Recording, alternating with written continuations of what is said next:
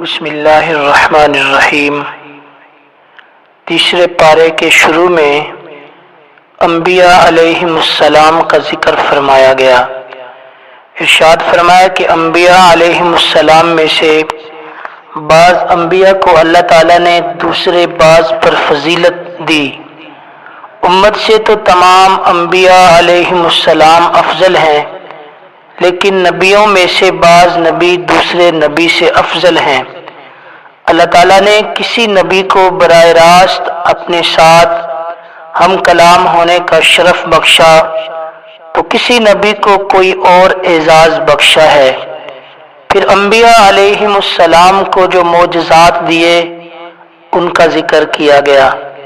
اس پارے کے دوسرے رکوع میں آیت الکرسی ہے جو قرآن کریم کی افضل ترین آیت ہے، اس کے پڑھنے کا اہتمام کرنا چاہیے۔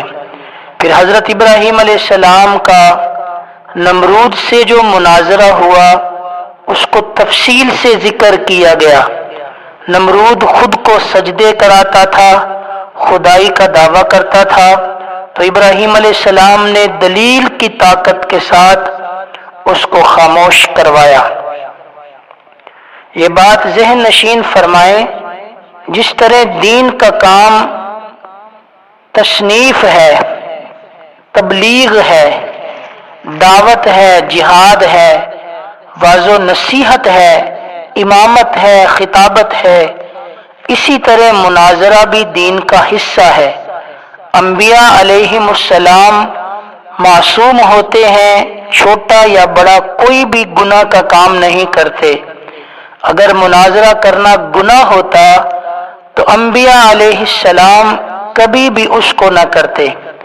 اسی طرح حضرت عزیر علیہ السلام کا واقعہ بیان کیا گیا کہ وہ ایک تباہ شدہ بستی سے گزرے، ان کے دل میں خیال آیا کہ اللہ تعالیٰ انہیں دوبارہ کیسے زندہ کریں گے، تو اللہ تعالیٰ نے عزیر علیہ السلام پر 100 سال تک موت کو طاری کیا، پھر انہیں زندہ کیا۔ اللہ تعالیٰ کے راستے میں خرچ کرنے والوں کے اجر کو پھر ایک مثال سے سمجھایا۔ جیسے کسان زمین میں ایک دانہ بوتا ہے، اس سے 7 بالیاں اگتی ہیں، ہر بالی میں 100 دانے ہوتے ہیں، تو کسان ایک دانہ خرچ کر کے 700 دانے حاصل کرتا ہے۔ یہی حال اس شخص کا ہے جو اللہ تعالیٰ کے راستے میں 1 روپیہ خرچ کر کے سینکڑوں نیکیاں کما لیتا ہے۔ اسی طرح سود کی حرمت اور سود پر وعید اللہ تعالیٰ نے ارشاد فرمائی، اس کی حرمت کو بیان کیا۔ سود پر جہاں اور وعیدیں ہیں، وہاں اہم ترین وعید یہ ہے کہ اللہ تعالیٰ نے سود خور کے ساتھ اعلان جنگ کیا۔ جنگ کا ضابطہ یہ ہے، جس سے جنگ ہوتی ہے ایک فریق اس کی سب سے قیمتی چیز کو تباہ و برباد کرتا ہے، تو اللہ تعالیٰ کے یہاں سب سے قیمتی چیز ایمان ہے۔ سود خور جب سود کو حلال سمجھتا ہے تو ایمان ختم ہو جاتا ہے اور حرام سمجھ کر کھاتا ہے اور اس پر مداومت کرتا ہے، توبہ نہیں کرتا تو بھی خدشہ ہے کہ ایمان ختم نہ ہو جائے۔ سود سے بچنا ضروری ہے۔ سود کا 1 روپیہ کھانا اپنی ماں سے 70 مرتبہ بدفعلی کرنے سے بڑا جرم ہے۔ اللہ تعالی ہم سب کی حفاظت فرمائے۔ اسی طرح مالی معاملات کا بیان ہے۔ قرآن کریم نے مالی معاملات کو بھی بہت اہمیت کے ساتھ بیان کیا۔ لین دین، تجارت اور رہن کے مسائل کو بیان کیا۔ اگر کبھی لین دین یا سفر میں رہن رکھنے کی ضرورت پڑ جائے تو اس کی تحریری دستاویز تیار کر لینی چاہیے، اس پر گواہ بھی بنا لینے چاہیے۔ اسی طرح سورۃ البقرہ کے آخر میں ایک جامع اور مفید ترین دعا کا ذکر کیا ہے۔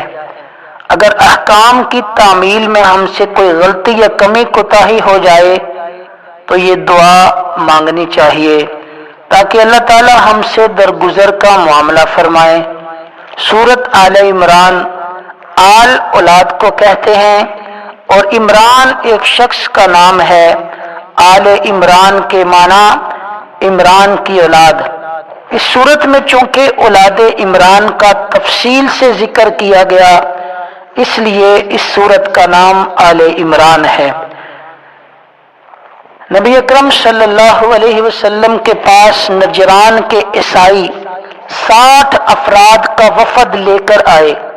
انہوں نے نبی پاک علیہ السلام سے مکالمہ کیا کہ حضرت عیسیٰ علیہ السلام الہ ہونے میں اللہ تعالیٰ کے ساتھ شریک ہیں۔ انہوں نے اپنی جہالت کی وجہ سے قرآن کریم کے ان الفاظ سے استدلال کیا جن میں عیسیٰ علیہ السلام کو کلمۃ اللہ، روح اللہ فرمایا گیا۔ عیسائیوں کو ناز تھا کہ ہمارے یہاں شاعری بہت ہے۔ انہوں نے اپنے شاعر کھڑا کیا۔ اس کے مقابلے کے لیے نبی پاک علیہ السلام نے حضرت حسان بن ثابت رضی اللہ عنہ کو کھڑا کیا تو ان کا شاعر شکست کھا گیا۔ خطابت پر ان کو ناز تھا تو انہوں نے اپنا خطیب کھڑا کیا۔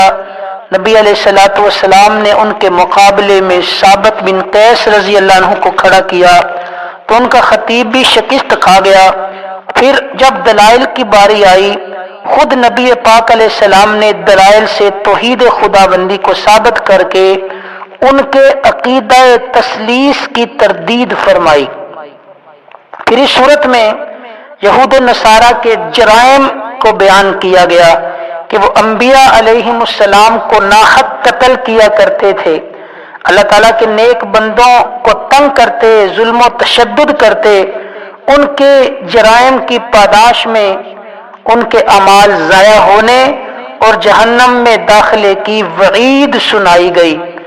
اسی طرح کفار کو دوست نہ بنائیں، اس کے بارے میں بھی اس صورت میں بیان کیا گیا کہ ان کے ساتھ قلبی تعلقات، دوستی اور محبت قائم نہ کرو۔ یہ بات ہمیشہ یاد رکھیں کہ قلبی محبت جسے موالات کہتے ہیں کفار کے ساتھ جائز نہیں۔ ہاں البتہ رکھ رکھاؤ، وقتی ضرورت اور اپنے ماحول کو سازگار رکھنے کے لیے ایسے تعلقات جسے مدارات کہتے ہیں اس کی گنجائش ہے، مگر یہ بھی علماء سے پوچھ لینا چاہیے کہ یہ تعلق کیسا ہے، یہ تعلق کیسا ہے۔ کفار کے ساتھ تجارت جائز ہے، مگر اس وقت جب کفار مسلمانوں کو نقصان نہ پہنچاتے ہوں، ان کی املاک نہ تباہ کرتے ہوں اور کفار اپنے تجارتی مال کو اسلام کے خلاف استعمال نہ کر رہے ہوں۔ بہرحال ہر وقت علماء سے رابطہ رکھنا چاہیے اور پوچھ لینا چاہیے کہ اس تعلق کی نوعیت کیا ہے، یہ تعلق کیسا ہے، یہ تعلق کیسا ہے۔ پھر اس صورت میں 3 بڑے اہم واقعات بیان کیے گئے۔ حضرت مریم کی والدہ حضرت حنہ بنت فاقوس کا ذکر ہے کہ ان کی اولاد نہیں تھی، انہوں نے منت مانی، اے اللہ تو مجھے بیٹا دے، میں اس کو تیرے دین کے لیے وقف کروں گی۔ اللہ نے انہیں بیٹی دی تو حضرت مریم کی والدہ کو شبہ ہوا کہ بیٹا ہوتا تو میں دین کے لیے پیش کرتی، لیکن میری تو بیٹی ہوئی اور بیٹی کیا کرے گی؟ اللہ نے بڑا پیارا جواب دیا کہ جو بیٹا تو نے مانگا تھا وہ اس بیٹی کی طرح نہیں ہے جو ہم نے دی ہے۔ بسا اوقات دینی معاملات میں بیٹیاں بیٹوں سے بھی بڑھ جاتی ہیں۔ بیٹیاں اللہ تعالیٰ کی رحمت ہیں، اس لیے بیٹی کی پیدائش پر دل چھوٹا نہیں کرنا چاہیے، اللہ تعالیٰ کی رحمت کو خوشی خوشی قبول کرنا چاہیے۔ پھر نظر کا مسئلہ بیان کیا کہ نظر صرف اللہ کے لیے ہو، کسی غیر اللہ کے لیے ہرگز نہیں ہونی چاہیے، کیونکہ نظر عبادت ہے اور عبادت صرف اللہ کی ہوتی ہے۔ پھر زکریا علیہ السلام کا ذکر فرمایا کہ انہوں نے حضرت مریم جب کہ وہ چھوٹی تھیں ان کے پاس بغیر موسم کے پھل دیکھے تو حضرت زکریا علیہ السلام نے پوچھا، اے مریم تمہارے پاس یہ تر و تازہ پھل کہاں سے آئے؟ حضرت مریم نے کہا کہ یہ اللہ تعالیٰ کی طرف سے ہیں۔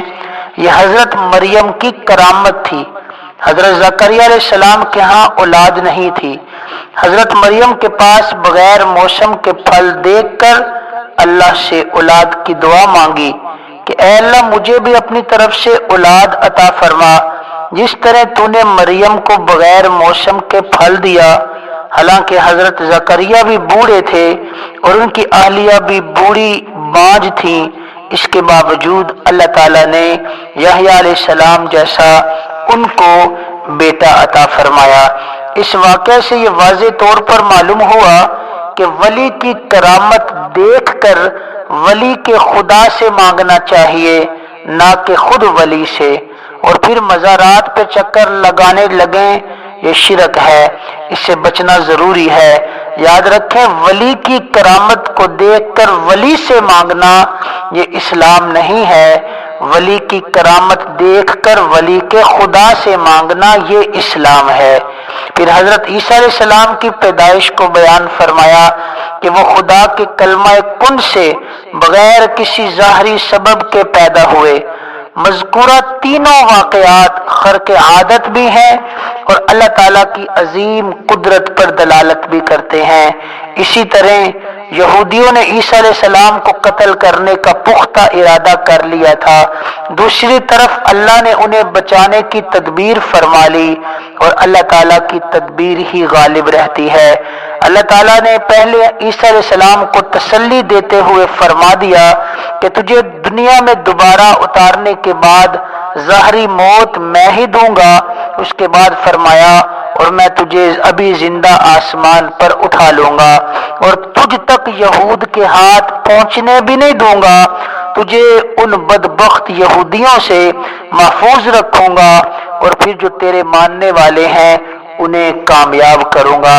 ہمارا یہ نظریہ ہے کہ عیسیٰ علیہ السلام آسمان پر زندہ ہیں، قیامت سے پہلے آئیں گے، نبی پاک علیہ السلام کے امتی ہونے کی حیثیت سے آئیں گے، جہاد کریں گے اور پھر پوری دنیا میں عیسیٰ علیہ السلام کی برکت سے کوئی ایک شخص بھی کافر نہیں رہے گا۔ اگر آپ عیسیٰ علیہ السلام کو اپنی زندگی میں دیکھیں تو ان کے سپاہی بنے اور ان کے معاون بنے۔ عیسیٰ علیہ السلام کا زندہ آسمانوں پر اٹھایا جانا، اس سے یہودیوں کے اس باطل نظریے کا رد ہو گیا کہ عیسیٰ علیہ السلام کو سولی پہ چڑھا دیا گیا اور وہ قتل کر دیے گئے۔ اللہ تعالیٰ نے اس کی تردید میں فرمایا کہ عیسیٰ علیہ السلام کو سولی پر نہیں چڑھایا گیا بلکہ وہ آسمان پر زندہ ہیں۔ اسی طرح عیسائیوں کا جو وفد نبی پاک علیہ السلام کی خدمت اقدس میں آیا تھا، دلائل سننے کے باوجود بھی انہوں نے جب حق کا اعتراف نہ کیا تو اللہ تعالیٰ کے حکم سے نبی پاک علیہ السلام نے انہیں مباہلے کی دعوت دی۔ وہ مباہلہ پر بھی تیار نہ ہوئے بلکہ جزیہ دینا قبول کر لیا۔ اسی طرح آخر میں اللہ تعالیٰ نے تمام انبیاء علیہم السلام سے یہ عہد لیا، اس کا ذکر کیا کہ اگر تمہاری موجودگی میں سید الانبیاء خاتم النبیین صلی اللہ علیہ وسلم تشریف لے آئے تو تم سب نے ان پر ایمان لانا ہے۔ انبیاء سے جو عہد لیا ہے حقیقت میں وہ عہد ان کی امتوں سے تھا۔ اللہ تعالی ہم سب کو ایمان کی نعمت عطا فرمائے۔ وما علینا